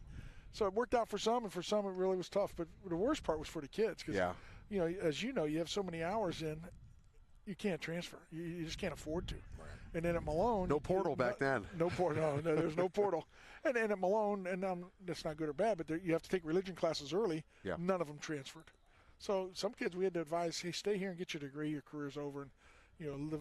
just enjoy what you had. Yeah, I still remember Evan Moxie telling me about those religion classes. I'm like, there's no way that you were able to make it through those. He said that you'd get demerits when you're out there on the field if you dropped any F-bombs. And I said, there's no way you're going to pass that. You're going to max that out like after week 1. I had Evan in class. He wouldn't have passed it. I had him in school, so yeah, I know all about that one. Yeah, I'll tell you what, he's doing a great job down there. I believe it's down in the Carolinas. He's doing a really good job. And before we get you rolling here and get you off, I want to say a happy belated birthday. And also, so another one of our teams that we have out here, you spent some time there as head coach, the Alliance Aviators. Coach Tim Goodman does a great job, man. Love what he does. Love how he coaches up his guys. He's gotten the athletic director position over there now. What have you kind of seen? I'm sure you probably keep eyeballs on some of your former programs that you were at. What have you kind of seen from Coach Goodman and how he's utilized Timmy's things? one of my former players. Okay. So yeah, we do stay in touch with Timmy. And you know what? He's getting kids out. And the whole key of Alliance, in my opinion, is getting kids out. Because there's so many other distractions. Me and Bob Spade, Timmy and I were just talking about it. Bob Spade and I used to drive a van and pick kids up for 6 o'clock weightlifting. And then we'd have donuts and orange juice for them 4 days a week. But you got to do those kinds of things. You have to do those little things. You have to. Yeah. You have to do those kinds of things. Push the kids into at Alliance. And Timmy's done a great job. I mean, they're going to be a good football team this year. They really are. And it's pretty interesting because he calls and some of the headaches we had back in the day. Right. But there's some great people there. There's some people trying to get it done the right way, which I'm excited about. I think it's good for him to be the AD, too. I think that's a positive. I'm always a huge fan of Alliance football. There's been so many times where they just show up and they beat good teams. They always have athleticism. It's a matter of doing those little things so the team stays disciplined and you get through all that. Yeah.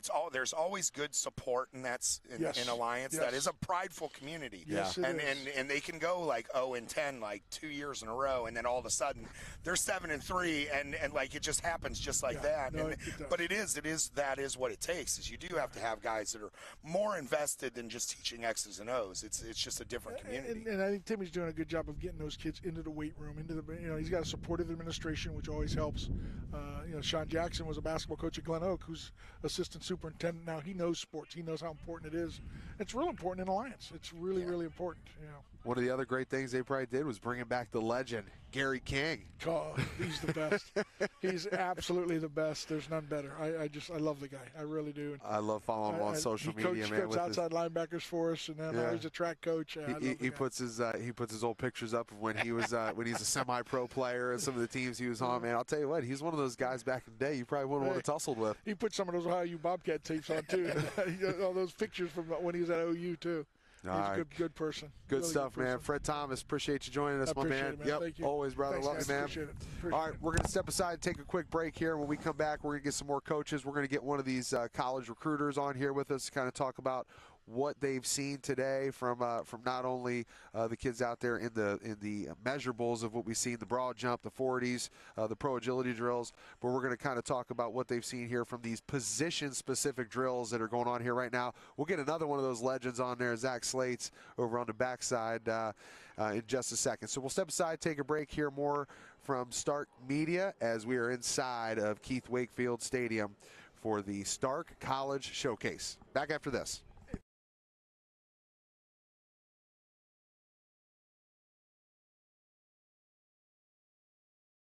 The Fraternal Order of Eagles number 190 in Massillon wants you. Stop down to the Massillon ARE at 303 Wyrick Boulevard Northwest. And like our over 1,800 members experience daily, your Eagles membership will give you access to great food and drink specials. Having a party? Host it in our banquet facility and seat up to 400 people. When you're coming through downtown Massillon, stop by the Eagles and sign up. And for a small fee, you'll have access and be a part of a fraternity that donates over $100,000 a year to local charities. The Fraternal Order of Eagles ARE number 190 in downtown Massillon. Stop by or call us today at 330-832-7385.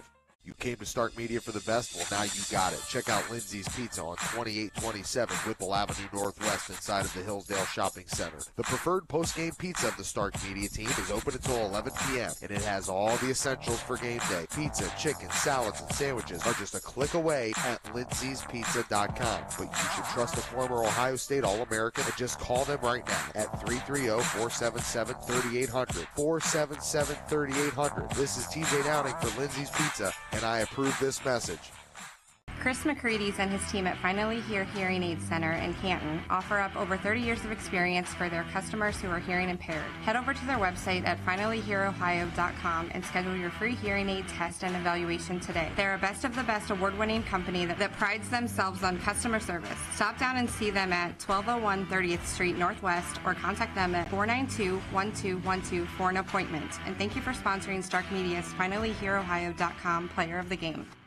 The leader in quality drivetrain components, H&H Truck Parts is a name you can trust. Located in Valley View, Ohio at 5500 South Cloverleaf Parkway, H&H can handle all your heavy-duty truck needs. Come in and exchange your transmission, differential, or power steering gearbox. But that's not all. H&H is equipped to handle all your parts needs. Permco pumps, Muncie PTOs, Neapco U-joints, Spicer yokes, new Eaton clutches, and more. Let the professionals at H&H Truck Parts handle your transmission or differential installation in one of their 6 service bays. Specializing in drivetrain repairs, stop by and have your drive shaft balanced, flywheel resurfaced, or your clutch installed alongside the best transmissions and differentials on the road. You know why they're the best? Because H&H is Ohio's largest purchaser of Eaton Fuller parts. Need a blower or a pump? H&H distributes Paragon and Permco brands. Names you can trust with your livelihood on the road. Call H&H Truck Parts today for the leader in heavy-duty truck parts and service. Call locally at 216-642-4540. Toll free at 800-601-4540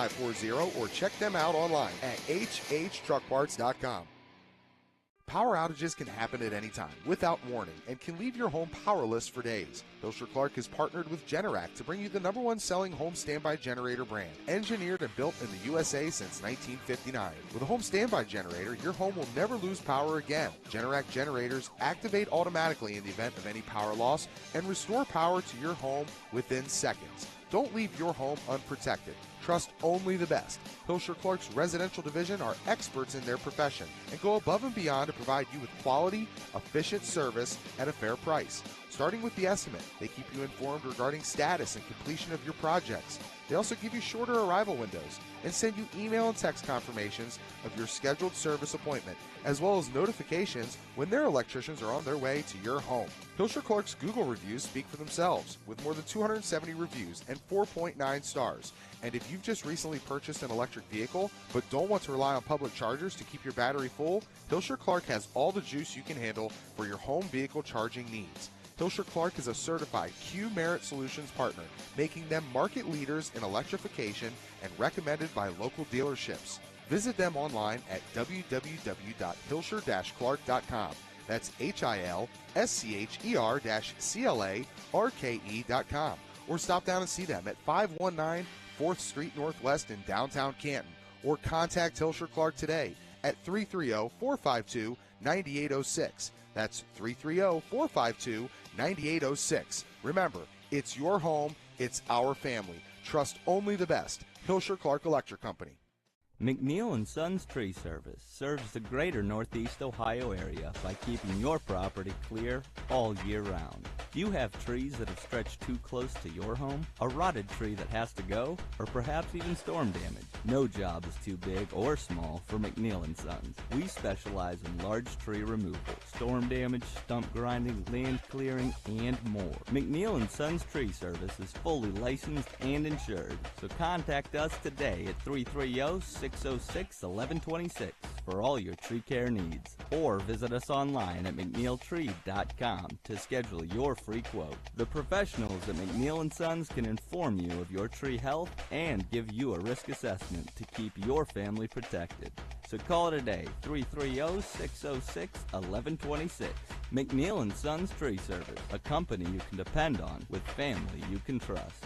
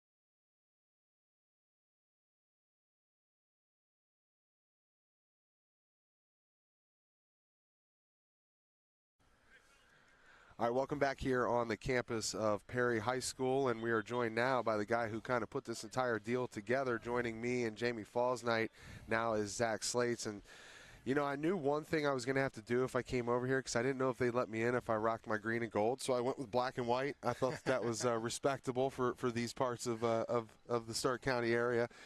Hey, man.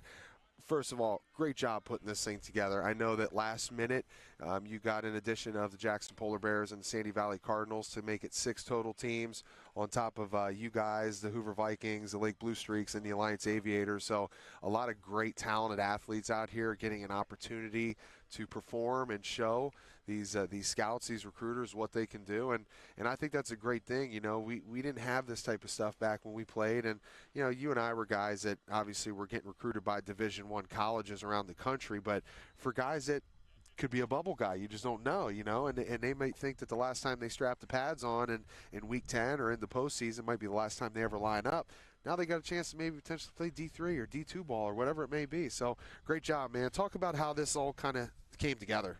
Yeah, I mean, once we found out from the OHSA that we were going to be able to do some spring stuff, starting May 15th, I sent a text out to some of the Federal League coaches to see if they want to get involved with a little showcase thing and invite some colleges and get some kids recruited possibly. And it's just a good way for these colleges to come see these guys because they haven't been able to do this in previous years. They were able to go to PA or Texas and all these other states that allow spring ball, and we're just sort of catching up to some of those other states right now. And it's a little trial by error for us the first year doing it and just knocking some kinks out and trying to get it right. And we wanted to do a little combine stuff to show some times because some people like that, and then getting into some football stuff now. And I think the kids are having a good time, and it's nice for the kids to see the other teams in a different aspect rather than hating them on Friday nights. And us as coaches need to lead by example and say, let's get something together to help all of our kids in the league and surrounding area. I know there's not all Federal League schools, but like we want to see all Stark counties succeed and have success after they're done playing in high school. I think the foundation of what you've built here right now, it will potentially get to a point of what you just mentioned, you know, get more of our local Stark County schools all together in the same facility. And you mentioned Ohio High School Athletic Association, getting it right, you know, being able to do some spring ball. And for these guys, even we had a chance to talk to A.J. Dolph. I'm like, hey, you know, is there any smack talking going on between you and the Polar Bears out there? You know, because Week 10, it is what it is. But this isn't Week 10. This is a chance for all these dudes to come together to potentially, you know, Jamie, put themselves in a position to do something great. Yeah. Yeah, what's cool, like, you know, I'm a wrestling guy first, and we do this stuff. You know, we train together all the time, so it's really neat to put these guys on the field next to each other and let one guy from Jackson run a route, and then the North Kent kid do it, and then the Perry kid do it, and it's just neat for them to kind of get a little bit of different kind of competition as opposed to just what the scoreboard says in the fall. You know, they can see if they can run a crisper route than the guy right before them that might be the first team all-federal wide receiver that's over there, and then they have a chance to, like, you know, kind of gauge what their competition looks like to become the best wide receiver in Stark County. Yeah, it's good for these guys to be able to see some of their competition early and just gauge. And our quarterback has done workouts all winter he went with Ballard for a little bit, and then he's gone with Tom McDaniels more so in the spring, and he works with some of these Jackson guys and some guys from up north in the Summit County area, and he really enjoys just getting out there and throwing, and that this is something for them to just get out there and just get some football and get recruited possibly. So it's a good thing for them. When we started talking to Carson about last season, you know, having to deal with 5 overtime games. I mean, I know you got a little bit of a history behind you. I mean, has any team in the state of Ohio ever had to deal with something like that? There's no way. There's no possible way. Half of your regular season games. That's the right answer. And Wake's been doing it for 40 years, and Perry had the first overtime game in Ohio high school, and he's only been in 2. And wow. It's just, there you go. And my first year media nugget for you.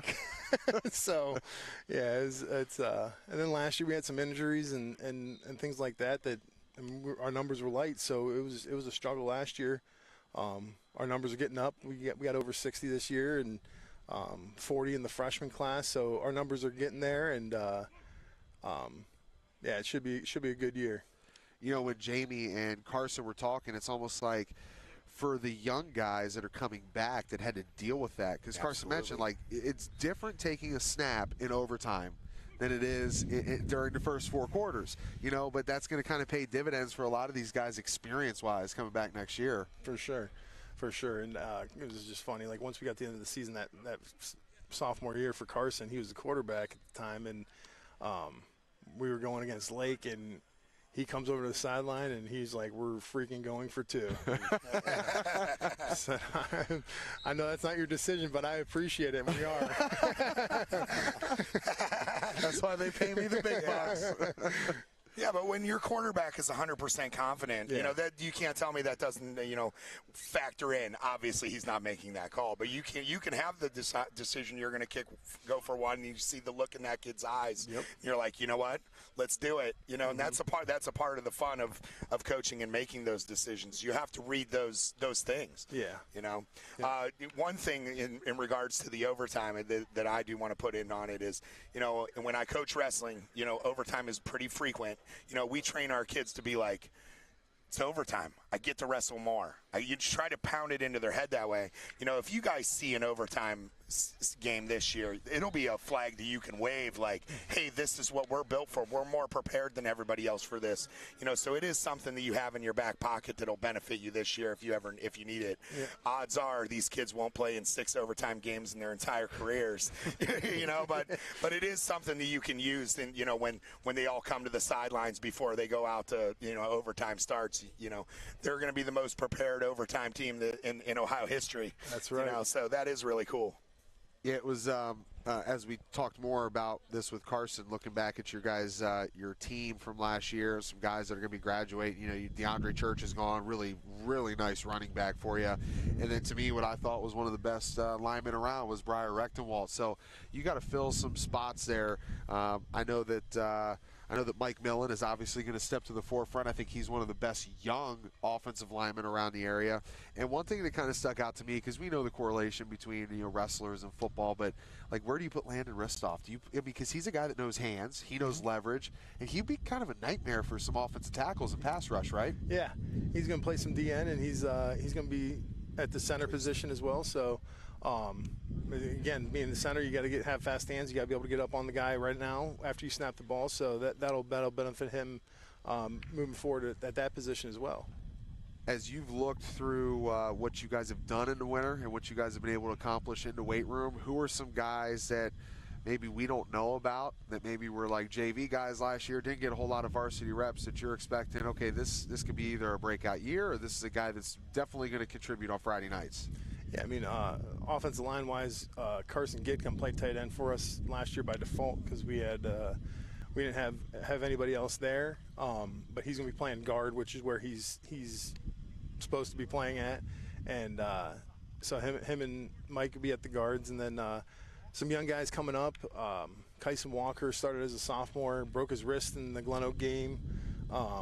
Just had a tough thing, and Luke Wolf was a sophomore last year, played receiver for us. He's 6'6", plays basketball, does track, like he does it all. And then another young receiver is Jaden Wilson. He's going to be a sophomore, 6'4", and he's a basketball track guy too. So we're looking forward to throwing the ball a little bit. I know TJ was making fun of me. I'm not buying that. For he said I wasn't looking forward to seeing some guys spin it. And I mean, we got a great quarterback, as you know, with Austin Maddox. He does a great job. So I'm excited about our skill positions. We're going to be young on the offensive line, but that's perfectly fine.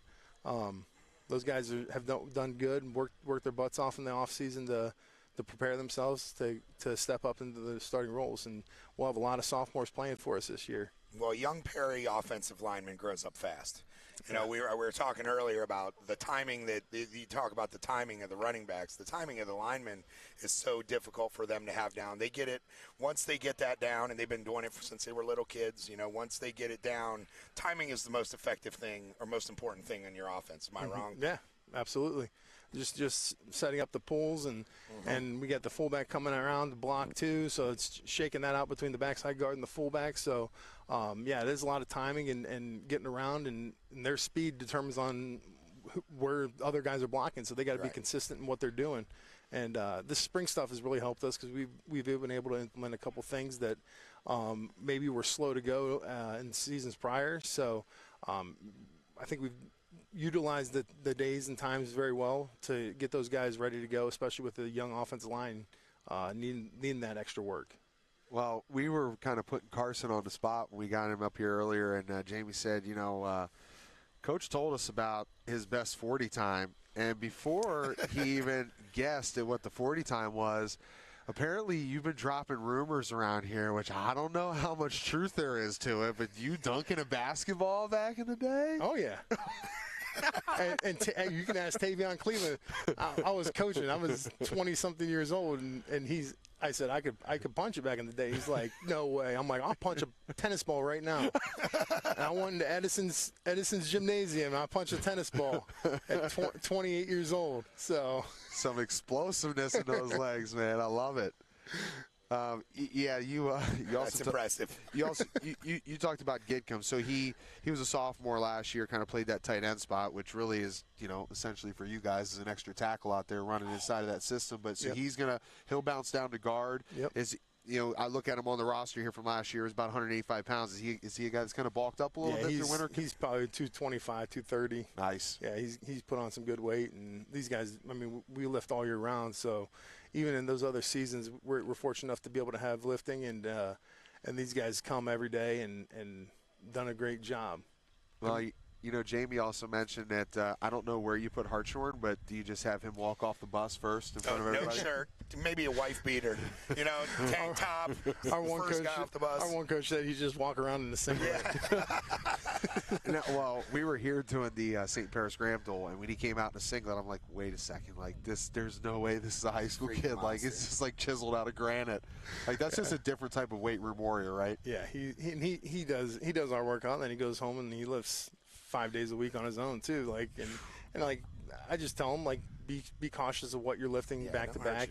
Don't get hurt. And he's had some pulled muscles in previous years, and he didn't really listen to that aspect of it. And now he's really focused on stretching and doing all those other things that ensure that he'll be good to go in the fall. So yeah, he's done a great job this offseason. He's a huge guy. What position does he play? Wing back. God. Yeah, he plays anything on defense. Plays D-line. Okay. Yep, DN.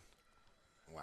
Well, I'll tell you what. You put two wrestling guys in there at defensive end, man. I'm sure they can collapse the pocket a little bit. Yep, that's right. So I'm sure you mentioned Friday nights, but Thursday night you guys will be opening up over there at Central Catholic. That's one that you guys have done for years now, and that's I know that. For you guys getting things started in the right direction, starting off the season, it's just a staple, right? So, Austin, you mentioned him at quarterback. He's done a lot of work here in the off season. You kind of joked with me before, I believe it was last year. You said, I think we're going to be a little bit smaller in the offensive line, but we got a ton of skilled guys. So any quirks or tweaks to the wing T, we might see a little explode out. Let's go five wides. We did. Hey, against Massillon, we did. I mean, we knew that what their strength was on defense. It was in the middle, so we spread them out. Tried to spread them out a little bit, and I mean, obviously with these young guys, and we had some guys injured that weren't able to play that game, but. I mean, I think with what we got this year, and we'll spread it out. We'll go in the 5 wide. It catches people off guard, because they're just not expecting it from you, and then they see it, and it's like you as a defense, you got to go with what you have out there, and if you don't readjust quick enough, we're a base wing T team, and that's what we're going to stay, whether we go 5 wide or we're packed in the box, and even if 5 wide, we're going to still run our wing T stuff and run the ball out of that. It's not just going to be we're going to spread it out and throw the ball 40 times a game. That ain't going to happen. You guys know that. I mean, if we can throw the ball 15 times a game, that's great. Yeah. But we're going to implement the run too. Yeah, I think there was. I believe it was here, right? No, I think it was either here or it was over Hoover when you guys played. I think it was like 2 years ago. You guys threw the ball 5 times in a row, and like we had Mark Milano down on the sidelines. He's like, I don't know if you guys just caught this anomaly that just happened. You should hurt me. But Perry just threw the ball 5 times in a row, and I'm like, I like it. I like it. That's good stuff, So, I think, in my defense, I think that was at the end of the half or something. So, I mean, I think that was in our no huddle, like at the line stuff. So. Oh, man. That's awesome. Hey, brother, great stuff here today, man. I appreciate you jumping on with us and appreciate what you've done here for not only for the Federal League, but for the other schools in Stark County that have been able to join us here today, Alliance and Sandy Valley. Just a tip of the cap, man. This is only the beginning. This is the foundation. You're building it up here, and I just see this thing becoming bigger and better throughout the years. So continue to do it, man. Great job, and we'll be pulling for you all season long. We'll be out there at Lowell Kleinfelder Field when you guys open up the season. We'll pop out and check in on you guys during training camp, and hopefully maybe I'll get invited to one of those film breakdown sessions with you and Coach Wake, man. That right there, you could set up a whole show just around that right there. I think it might have to be censored for your TV viewing pleasure, but no, I don't think there's anything quite like watching film with Coach Wake, right? There's not. It's an experience, right? Yep, that's right. All right, Zach Slates joining us here on set, man. Thanks a lot, brother. Appreciate you. And we'll continue to bring on some more guests with us here as we continue to roll along here inside of Keith Wakefield Stadium for the Stark College Showcase. Jamie Fausnight, TJ Downing, myself, and joined by Zach Slates, head coach of the Perry Panthers. So I'm going to head out here for a second, and we'll let our guy Tarantino behind the video camera here kind of let you see what's going on out there on the field as I go and rattle in or corral our next guest, so to say. And we'll be back here on set just here in a few.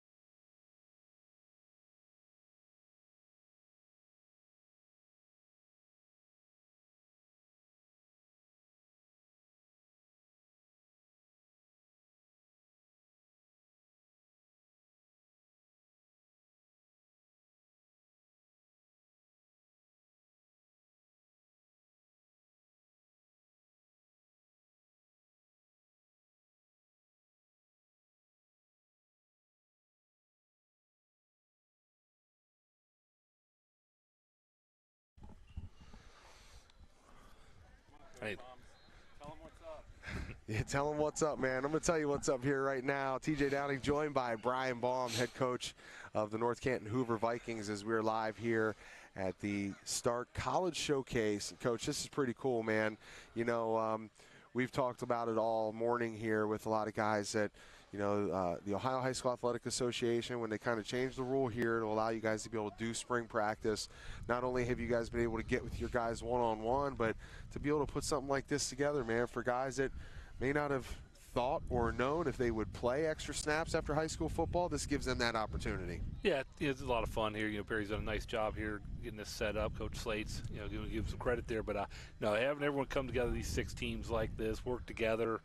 You know, you see different guys timing, different guys doing things. And the kids, I keep asking guys, how you doing? They're loving it. They're having fun doing this. And, you know, gets in front of some college coaches. And, you know, being year one, I wasn't sure what to expect and what to think. And, you know, I see a lot of things we can build on and make this an even better event for next year and see it growing. And, you know, it allows you to move in front of college coaches. You know, I see a lot of guys film and send it to their OCs. You know, when we were throwing there, our example of Derlin throwing there, you know, these guys are filming and sending it off their OCs and quarterbacks coaches right away to get evaluated. So, you know, I think it's a good thing for the student athletes and, you know, for the college programs as well. Well, you let them know, man, if they if there's anything that they missed, all they got to do is go over to Stark Media Team YouTube channel, man. They can catch the whole thing. They can go back and see, oh, hey, I think there was an O-lineman that I missed over there, man. There we go. Let's give him an offer. So if we can spin that off of not only our NIL product here, but now we're getting guys placed into the portal as well, getting some scholarship dollars out there. Coach, you talked about your quarterback, Carson Derlin. Big things expected out of him this season, and also with a guy like Zach Brocker, who he can work with alongside Mason Ashby. And you've also got a young man who's going to be transferred in to play some football for you, Kyler Miragli, a really nice tailback who played his ball the last couple of years at Northwest. But, what's that? And again, Carson, thrown into the fire 2 years ago. Henny was expected to be your guy, and we all know in the game of football, or really any sport, you're one snap away from being the starter. So Carson had to grow up under fire, and now he's settled in after last year, had a really good year, and now it's like you're the guy. It's your time to shine. What has he shown you to let you know that he's ready for that moment? He has a lot of confidence, and that's something that he grew over the course of those 2 years of starting already. You get a third-year starter out there, and they've had success as he's had. You see that confidence, and that I'll dare say the word swagger a little bit out there when you're going through receivers. He's telling them what he wants. He's getting some things out. And you mentioned Brocker and Ashby. Got a couple nice receivers right there to get working with, and they find ways to get open. He gets the ball there in a hurry. So, that is very good for our passing game. Yeah, Jamie kind of talked about it earlier about things you can do with a guy like Mason Ashby. His skill set, what he brings to the table, speed, agility-wise. Is it something where it's like, hey, one down, you can be here in the slot. One time we're going to flex you out. Maybe we're going to move you into the backfield. Is it just a matter of get the ball into his hands quickly and just let him make a play, right? Yeah, he's got those wheels. You want him in space, and we do move him around. And Jamie's right. You put him around, give him the ball in space, and it's obvious when some people are trying to take him away, and then you see the big numbers out of Brocker that week, right. And you get a combo like that. Somebody tries to stop Brocker, next thing you know, Ashby's having a ton of yards and catches. So it's fun having a couple guys like that. You can't just take one away. Yeah, Mason's cool because I said earlier he's kind of a jitterbug. He's not a guy that you get big hits on. He's elusive. He's dangerous. He's one broken tackle away from housing the ball at any time. As somebody who follows that program a little closely, obviously, than any of the other ones, as far as our quarterback goes this year, the thing that I'm excited about is exactly like what you said with, thrown to the fire, and he was thrown to the fire. It wasn't that like we knew we didn't have a quarterback, and he had all those reps. He was thrown in. That was like Thursday before the first game. Right away. And I mean, all of a sudden he goes home and he has to tell his mom, "Oh my gosh, get ready! I'm starting tomorrow." How'd you sleep that night? Oh, it was a rough weekend. I'll be honest. You know what? And honestly, it wasn't about that game. Yeah. That was a terrible thing to see because that was a quarterback who waited his turn. Yeah. And that was a heart. I'm not super good friends with the parents with that family, but that was heart wrenching. Yeah. That he lost his whole season right there on Thursday before of his senior year after he waited for Ashby to move on. He waited. He was a good kid and he waited his turn. But as far as Carson goes, the jump from sophomore year to junior was incredible. It was incredible. If he takes just a small jump like he did from last year to this year, like he did that between sophomore and junior, he's going to be a legitimate quarterback. Yeah.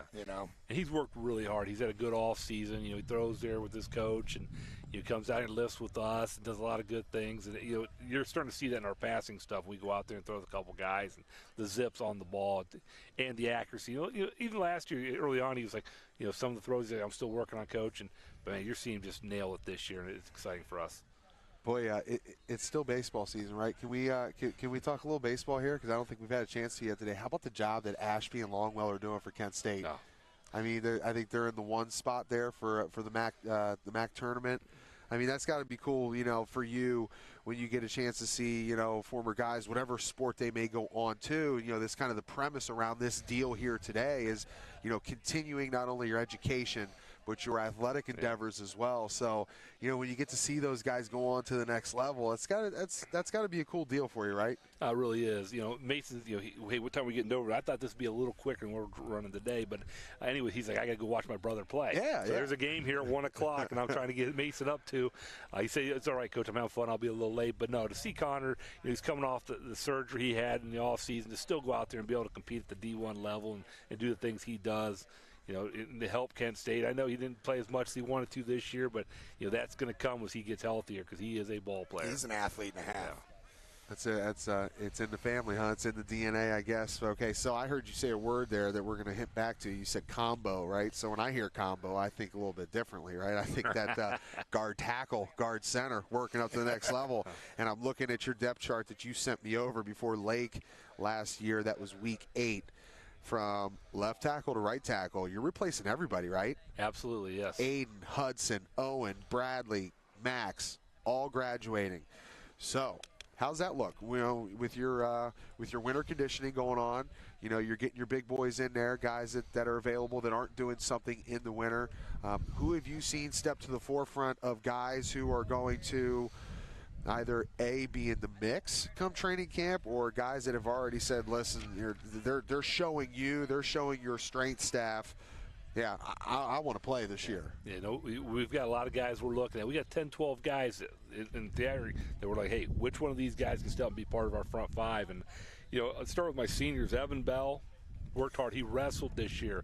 He became our heavyweight. He got himself into shape, and with wrestling comes toughness. I'm really excited. Dude. Yeah, and confidence, and those things that you need on the football field. I think he's going to be able to help us out, whether on the D line or the O line. But he's going to get a look at both. Nick Woodard, big kid. He also wrestled. This year lost 40 pounds, I think, to get down to 285.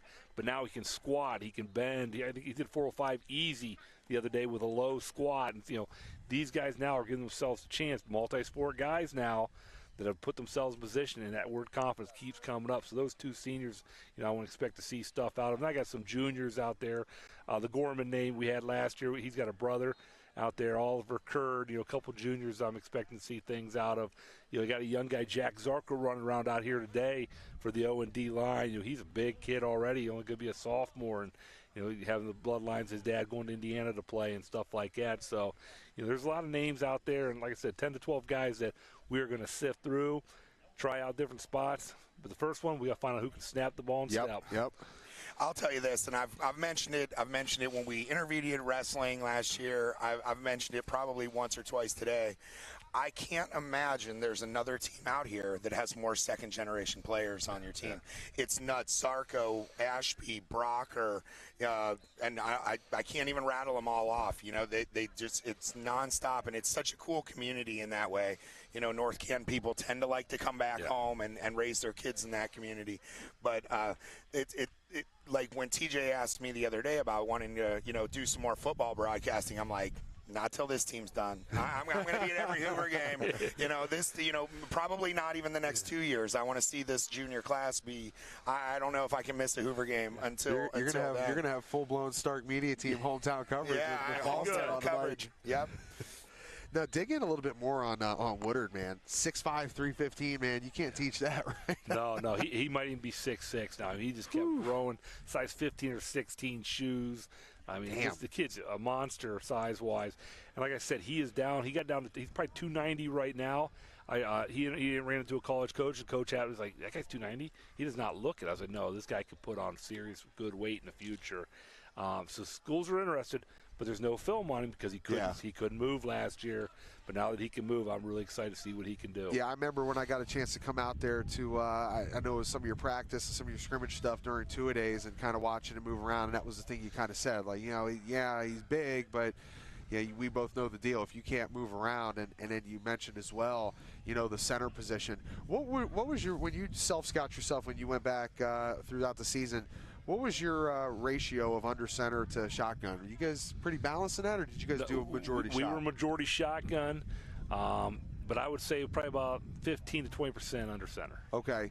So, when you start to think about who can handle that shotgun stuff. Now, also, it's kind of been different for me recently, and I wasn't a guy that snapped. I mean, I know how to do it, I can teach it, but I just really didn't have the frame for what you would call a traditional center. But you see a lot of guys, you got a new technique that's come into the fold, right? The drag versus your traditional shotgun snap. Is there anything you guys teach specifically, one or the other, or is it, hey, what do you feel most comfortable with? Yeah, obviously we want to get the ball in the quarterback's hands quick as we can. However you can do it, just get it there. But I have seen that where guys, it's like almost like dead ball snap. Yeah. And, it's interesting to see that. But you're right. That exchange is so important because you have one bad snap, you've lost that drive. Yeah. Right. And we were pretty fortunate last year. Week one, we had a terrible snap out of my guy. That was the only one he really had I can remember off the top of my head. But anyways, we hit Brocker on a 30-yard bomb the next play, and it negated. And I was like, man, we're so lucky on that one there because usually you don't get me out of that. But anyways, no, we've got to find that snapper. And we got 3 or 4 guys in mind, and we just got to find who has the confidence. And then when it comes live fire, who can do it with a guy over him ready to step into him. I don't take that for granted, so we're going to have a couple guys ready. Hey, I got a quick question on names that we haven't brought up yet for the North Canton team. Is where do you see the Remblack boys fitting in? They're kind of jack of all trades. Yes. You can kind of put them anywhere. Their size, they got bigger than I expected them to be. They're tough lacrosse players. I'm good friends with mom and dad, another second-generation family. Where do you see these Remblack boys fitting in? Yeah, that's a great question. They lettered last year. They played last year. But, no, you're going to see Remblacks. Cole's going to be a backer for sure. He's going to look at. We're going to look at H-back and potentially tight end with him. He's the bigger of the twins. And then Jake, we're looking at him receiver, either Y or Z. But I'll be honest, man, he's also talked about at safety where he's played or Sam Backer. Yeah. Those two things there. So we're looking at a couple spots for those Swiss guys. Army knives. Yeah, they are. 2 Swiss Army knives. You know what? Make sure they have different socks on because I always struggle telling them apart. I always knew what shoes they had. Yeah. The DBs coach and I have been talking about that already. There's a couple guys that are either linebacker or DBs we've got to figure out pretty quick so get some reps under them. But, that's a good problem to have athletes being able to do both. Coach, pump up your staff a little bit here now. I see my man Grant over here. Not only do you have second and third generation players from North Canton, but you're going to have a we'll call it like 4th or 5th generation legacy of a Grimsley on your staff. Kind of brought him over last year and really kind of just said, hey man, take the reins on D here and really get these guys going and get them going in the right direction. He kind of paid dividends for you last year on that side, right? He does a nice job. He really does. Between Grimsley, Coach White's our DB's coach on our D-line, those 3 guys are working constantly to make sure our defense is, one, simple for the kids. I know it can be complex at times when it comes to scheme, but keep it simple for the kids out there, and they're doing that way we can play fast. And the other thing is that all 3 relate very well to our student athletes, and that's the most important part to me. You heard me with kids you can't coach at North Canton. I got kids want to play for, and you're seeing it with our numbers up. We got a big junior and a big sophomore class. This senior class is small, and we knew that all the way through. But these guys are just great with kids, and I'm real excited that they're still part of North Canton Hoover football. These young teams, like he just said, this is not. My son is in this senior class. The numbers are down, so these kids have played up their entire career. They've been like the 6th grader on the 5th, 6th grade team because they had to.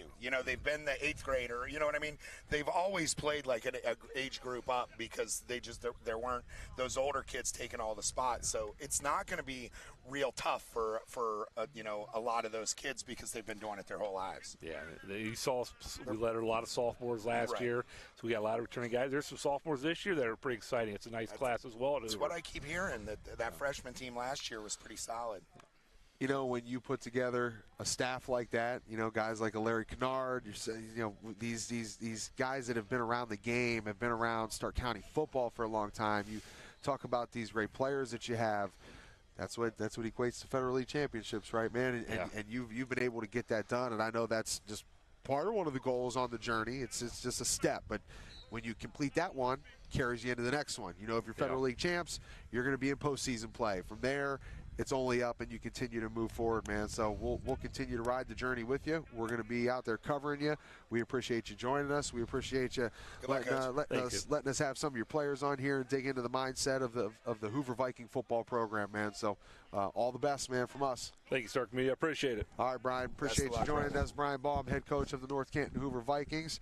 And, Jamie, if you got some more numbers you want to try and peek through here You know for what? us. They didn't update the last time. And to be honest, the 40 times I was given were not actual 40 times. So my apologies on that. It was the shuttle runs that I was gotten. And I still don't have the quarterback wide receiver numbers on the 40 times. Let me check again. Okay, so now I do have it in that one group here. So let's see what the fastest time was. This is a little more realistic here. So I got a 4.6 out of Nick Petro out of Sandy Valley. That's the fastest one in the quarterback one group. Let's take a look at quarterback two, quarterback wide receiver group here. Still haven't updated the 40-yard dash in that group, but I did see the TJ. We did have the first group as an updated 40 times on here. And it's not clicking over for me now. Here we go. That was the perfect segue right there. We just got a Nicky Petro time, man, and we bring in head coach of the Sandy Valley Cardinals, Brian Gamble, man. What's up? Nice How to you meet doing? you, Coach. Yes, sir. Luck, yes, sir. Back in your old stomping grounds, man. I kind of joked with you before we got started here. I said, I've been down there to work with you at Sandy Valley, covered your games, got a chance to see you doing some different scrimmage stuff last year, but the last time you and I were on this field together, different surface, because I remember you guys grew it out. I think the grass was about as high as this table when here. We're playing Glen Oak. Are you kidding me? That thing is a jungle, man. Remember, you could stand